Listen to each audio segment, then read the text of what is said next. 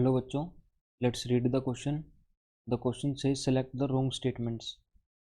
Calcium fluoride is soluble in water, barium sulfate is soluble in water, barium hydroxide is insoluble in water, magnesium sulfate is soluble in water. तो आइए देखते हैं की concept क्या होगा इस question का। की कॉन्सेप्ट होगा हमारा सोल्युबिलिटी। सोल्युबिलिटी होता है हमारा maximum amount of solute, maximum amount of solute that can be dissolved in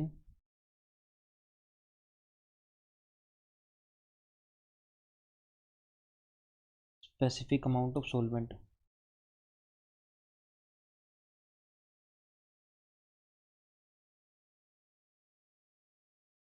तो देखते हैं हमारी जो सोल्युबिलिटी है वो जनरली दो फैक्टर्स के ऊपर डिपेंड करती है। सबसे पहला जो हमारा फैक्टर है वो है लैटिस एंथैल्पी,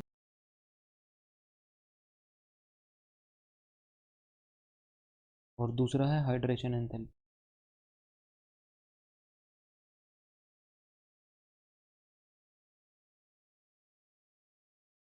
तो लैटिस एंथैल्पी हमारी होती है energy required to break the crystal lattice, energy required to break crystal lattice. और हाइड्रेशन एंथैल्पी होती है हमारी एनर्जी रिलीज्ड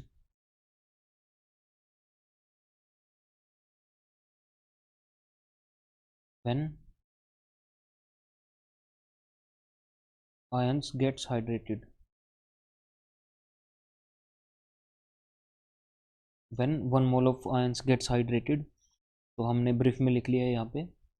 अगर हमारी हाइड्रेशन एंथैल्पी हमारी लैटिस एंथैल्पी से ज़्यादा होती है, क्योंकि ये रिलीज़ होने वाली एनर्जी है, जो रिलीज़ होने वाली एनर्जी अगर कंज्यूम होने वाली एनर्जी से ज़्यादा है तो हमारा जो कंपाउंड होगा वो सोल्यूबल होगा, अदरवाइज़ वो इनसोल्यूबल होगा। तो आइए इन कंपाउंड्स को देखते हैं। यहाँ पे कैल्शियम फ्लोराइड, कैल्शियम फ्लोराइड में हमारे पास कैल्शियम पे +2 चार्ज है, और इसके ऊपर हाई चार्ज होने की वजह से और फ्लोरीन की इलेक्ट्रोनेगेटिविटी हाई होने की वजह से इसकी जो लैटिस एंथैल्पी है वो बहुत ज़्यादा हाई होती है। लैटिस एंथैल्पी हाई होती है इसकी, तो इस वजह से ये हाइड्रेशन एंथैल्पी कम होती है, लैटिस एंथैल्पी ज़्यादा होती है, ये पानी के अंदर सोल्यूबल नहीं होता। तो ये हमारी गलत स्टेटमेंट होगी। तो रॉन्ग स्टेटमेंट हमें सेलेक्ट करनी है, तो ऑप्शन ए हमारा आंसर होगा।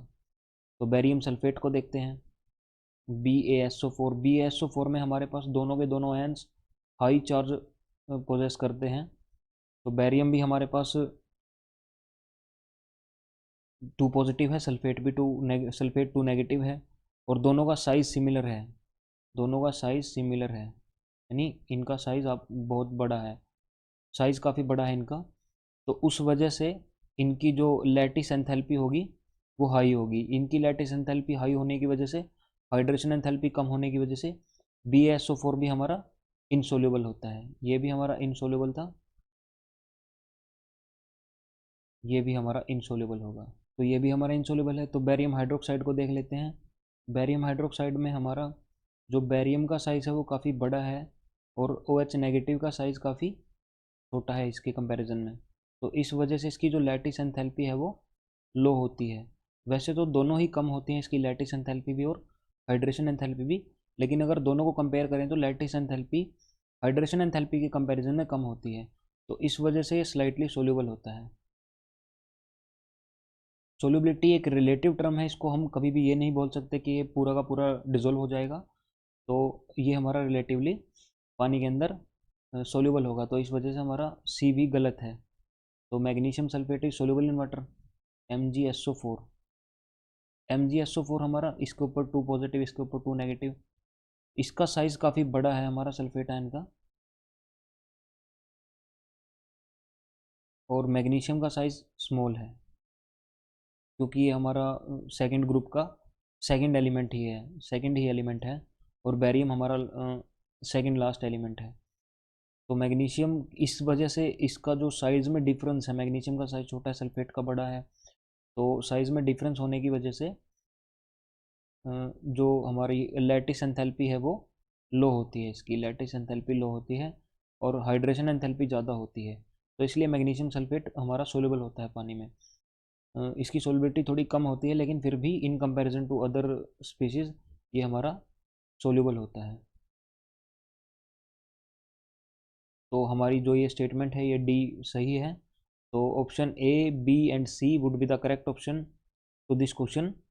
यानी ये तीनों स्टेटमेंट हमारी गलत हैं, तो हमें गलत स्टेटमेंट ही चूज़ करनी थी। Hope you understand it well. Best of luck.